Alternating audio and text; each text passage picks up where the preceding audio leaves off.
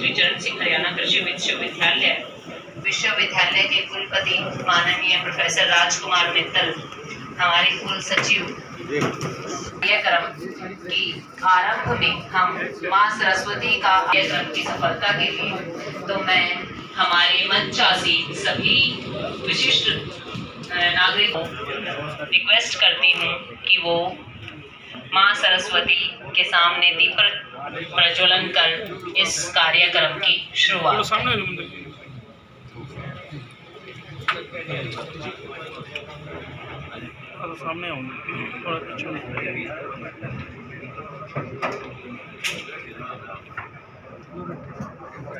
विश्वविद्यालय का यह सभागार जो कि जिसमें आज आप बैठे हुए हैं, वातानुकूलित सभागार जिसमें 200 बच्चों के बैठने की सीटिंग कैपेसिटी है, हमारे माननीय कुलपति जी के मार्गदर्शन अभिनंदन करते हैं, उनका वेलकम करते हैं।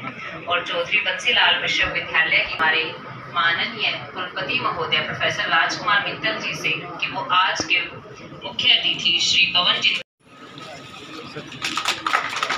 बहुत बहुत स्वागत सर। साथ ही मैं रिक्वेस्ट करती हूँ कि वो भी आए और पुष्पगुच्छ देकर स्वागत करें श्री घनश्याम दास सर्राफ जी का। Welcome sir.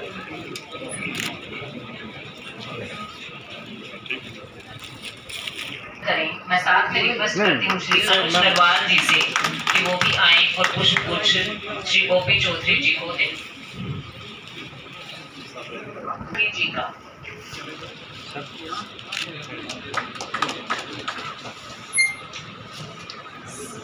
साथ ही मेरी रिक्वेस्ट डॉक्टर सुनीता भरद्वाज से कि वो श्री संजय राठी जी को पुष्पगुच्छ देकर उनका अभिनंदन करें। मेरी रिक्वेस्ट प्रोफेसर नितिन बंसल जी से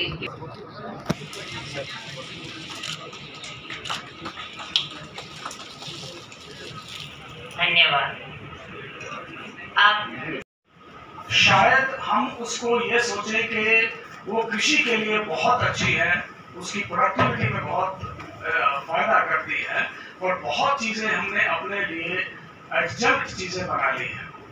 आज यदि हम मैकेनाइजेशन की बात करते हैं तो आपको कुछ चीजें जान करके हैरानी होगी।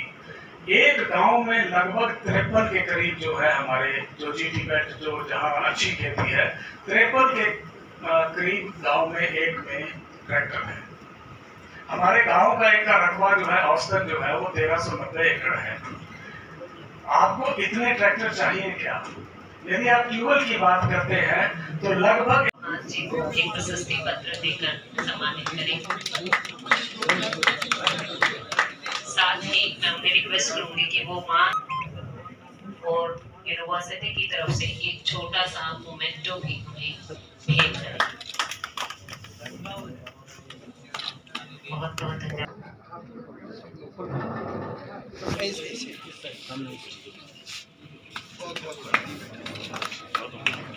इसी के साथ मेरी रिक्वेस्ट श्री अनिल कुमार जी जो कि प्रोग्रेसिव ऑर्गेनिक फार्मर हैं झज्जर से, उन्हें मैं आमंत्रित करती हूँ।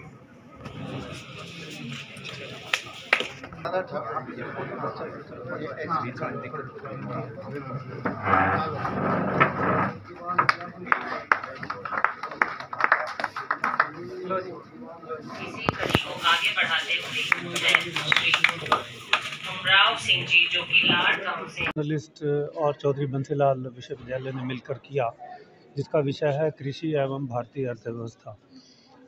कुछ समय से प्रयत्न चल रहा था कि आज़ादी के इस 75वें वर्ष में जो आज़ादी का अमृत महोत्सव के रूप में मनाया जा रहा है कि विश्वविद्यालयों के साथ मिलकर और एक संवाद बनाया जाए ताकि जो विभिन्न क्षेत्र हैं, चाहे वो कृषि हो, उद्योग हो, डेमोक्रेसी हो, लीगल सिस्टम हो या और जितने भी हमारी जो मुख्य चुनौतियां हैं, समस्याएं हैं, उनका समाधान निकालें और एक संवाद किया जाए।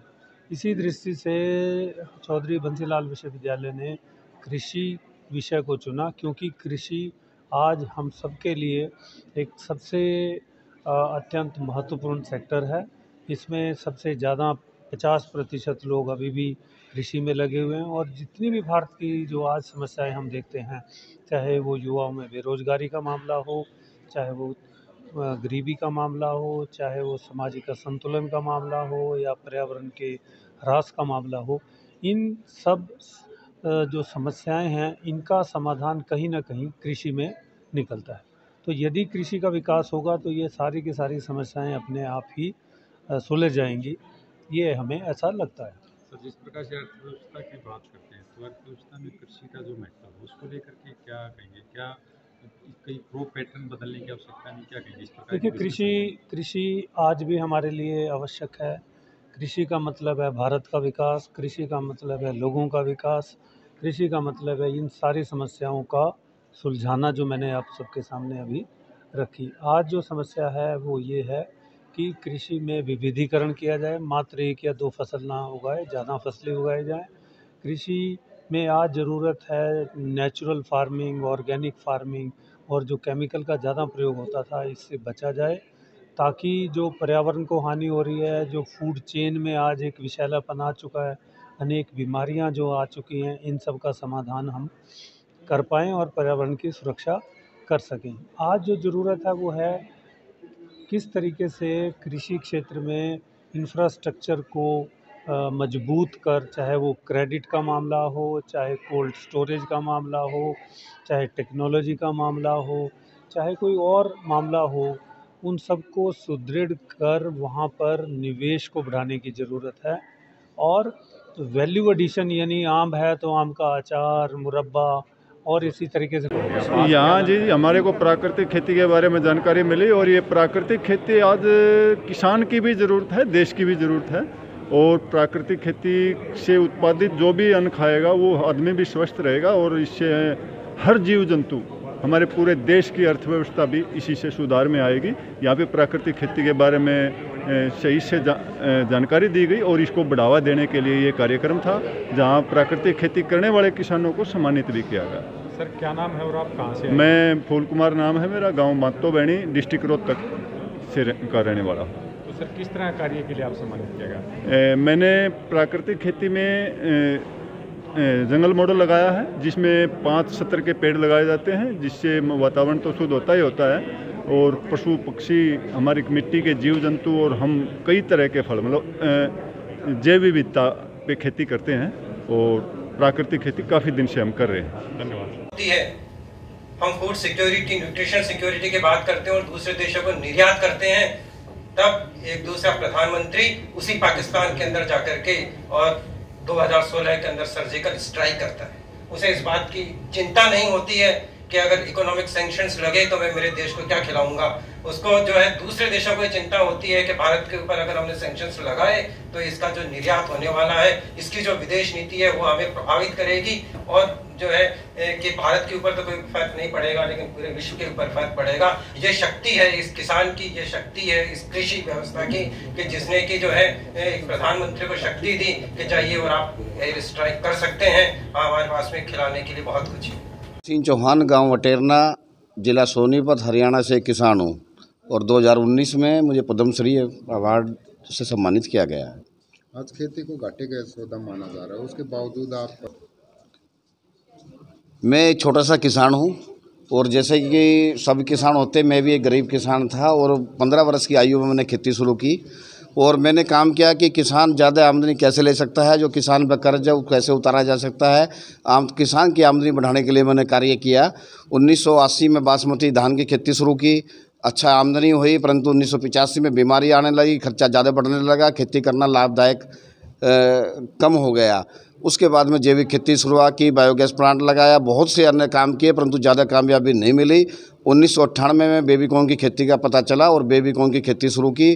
पहले मैंने, फिर मेरे पास के किसानों ने, फिर पूरे क्षेत्र ने, गांव ने, और लगभग 10-15 किसान बेबी कॉर्न की खेती से जुड़ गए। और पूरे हरियाणा में जो भी बेबी कॉर्न की खेती करता है वो हमारे से सलाह लेने लगे। और जब बेचने की दिक्कत आई, पहले 5 स्टार होटलों में बेचा, फिर आज़ादपुर सब्जी मंडी में बेचा, जब वहाँ भी नहीं बेच पाए तो प्रोसेस इंडस्ट्री को बेचा, और प्रोसेस इंडस्ट्री में भी नहीं बेच पाए तो छोटी सी इंडस्ट्री लगाने की सोची 1999 में, और 2009 में पहली इंडस्ट्री इंडस्ट्री लगाई क्योंकि संसाधन नहीं थे उस समय।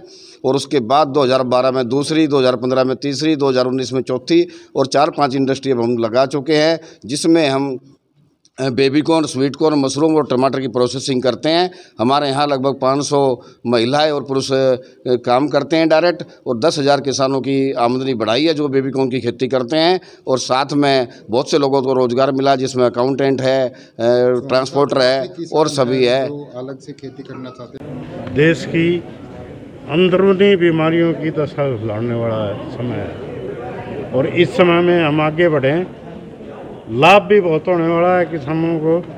यदि ऑर्गेनिक और जैविक खेती करते हैं तो किसानों को बहुत लाभ होगा।